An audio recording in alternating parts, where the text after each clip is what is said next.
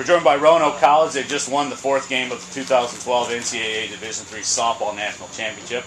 We've got head coach Mike Mitchell, as well as right fielder Holly Warleitner, pitcher Kelly Higbee, and left fielder Rhea Schleicher. Coach, we'll open with comments from you about today's game, please. We came in knowing that they had an excellent pitcher, probably one of the best pitchers we've seen all year. We talked and communicated in the dugout on how to make adjustments, and we finally made a few adjustments, and Holly and Rhea came through with a big inning for us, and that's how we've been winning all year, just being scrappy and putting a lot of heart. That's a really good ball team that we just played, and it was probably one of our better games this year. We'll now open it to the media. Mark. Guys, what's it like to when you're in nothing like that, game like that, and it's fine, 1-0 to 6. I mean, playing a game like that on this kind of stage, what was it like to play in that kind of game and to win it? I mean, that's what we live for. 1-0 ball games. I mean, you know, a couple hits, you know, to put them together. That's what we're going for. And this is all just fun, you know, coming out here. Everybody dreams coming in a championship, so it's really great to, you know, have tight, intense ball games because that's when you feed off of adrenaline and stuff like that. Kelly, what was you had to get a one-hitter? What was working for you carrying the circle? I mean, I was just hitting my corners, you know, trying to keep it low because they're good hitters. If I got up in the zone, they, you know, might have started hitting it, but just keeping it low and on the corners, away from them. When you go up against a first-team All-American who leads the country in ERA and strikeouts, I mean, did you kind of go in thinking, you know, this is going to be probably a pitcher's duel kind of game? I'm going to really need to be on because there's not going to be a lot of runs in this game.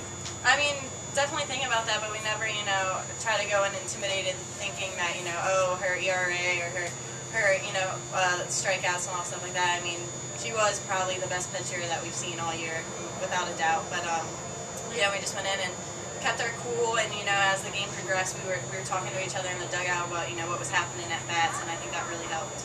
Pretty cool to win the game against a pitcher like that. Definitely, yes, it was. As you're going to the sixth inning, I mean, and she's striking everybody out. You know, what's the mentality as a batter? Are you thinking, man, I don't know if we're going to be able to get a run off her today? What was the mentality going into the sixth inning? I mean, we were going up, we were talking to each other in the dugout, you know, her rise ball was starting to get kind of flat, and that's her go-to pitch. And we were like, you know, she's going to throw you a good one eventually. When she does, you have to jump on it. And Rhea, she did a great job of, you know, getting that ball down the line. And then, you know, we were just working together and finally got a good pitch and started going to run. Rhea, you're just a freshman too, but what's it like to play on this? Was you feeling any pressure going to bat like that in a nothing game? I just went in there thinking it's like another at-bat. Having all the fans there definitely helped, having all that support. And just knowing that I had my teammates behind me to pick me up if I did get on base, which I did. And Holly definitely came through with that amazing hit, and it's just a great feeling. It's a great experience. So what was the pitch? I mean, what did you get a hold of there? I'm not really sure. I just choked on my bat, and I made the adjustment that I needed to make. That I think a lot of us just came through when we need to. Now, you know, she's on second base here, but then the next two batters struck out, so you're up down with 2 outs. Are you thinking, you know, I got to get this runner across? You know, you guys had stranded a couple runners before that on second base. What was your mindset as you went up there? Are you thinking, man, we got to get this runner across, and it's going to be our last chance, kind of thing? In all honesty, that was probably the one at bat that I wasn't nervous about. You know, we were talking about it in the dugout, and I was like, you know, I'm just going to get up there, I'm going to see a good pitch, and when I do see it, I'm going to get a hold of it. And what was it like to connect kind of a big RBI like that? Oh my gosh, it was awesome. As soon as it came off the bat, I was digging out of the box. I figured it was going to be over her head, and I was just hoping that Rhea was going to get the score. And that's what we needed. Kelly was working really, really hard for us, and we needed to give her a little bit of support. Kelly, you struck out a couple times against her. What made her such a tough pitcher to face? I mean, her rise ball, and not only that, she didn't work just, you know, rise balls. So then she went up, then she went out, and then she went low. I mean, I was always up there guessing, and I think, you know, I thought about it a little too much, but definitely her rise ball got me in. But yeah, it was. Where did you, I guess, being the ground ball pitcher that you are, that was kind of working? What worked for you all year was kind of working for you today? Yeah. Ground ball outs. You know, didn't really change much. Just really focusing on location, pretty much more than anything else. You're from up in Northern Virginia, right? Yes, sir. How'd you become aware of Roanoke College? What made you come here? I went to, I was at a softball tournament over the summer with my travel team, and Coach Gaddy just approached me, and I'd never heard of the school. He definitely won me over with his, just the way he acts. And I visited the school during that summer, and I saw the campus and I fell in love with it. And I had to come here, and I'm glad I did. Holly, for you to grow up in this area, and you start off at one school, and then you figure out get much playing time. Let me make a decision early rather than later on in my career. Let me go to Roanoke College, and for you to now be here, 3 years later, in this setting and having such a great junior year.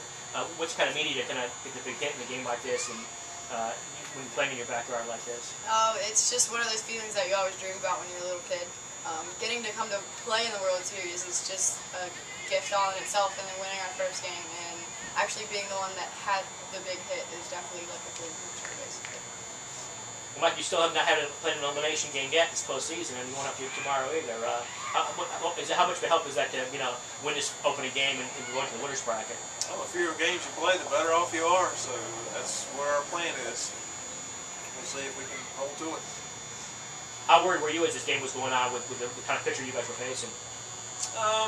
Not at all. I knew with our bats that we would eventually get to her, make the adjustments that we need to, and we've played in these type of games all year. We played the #1 team in the country, and it was a close ball game. CNU played us close both times, so we're used to playing these types of games.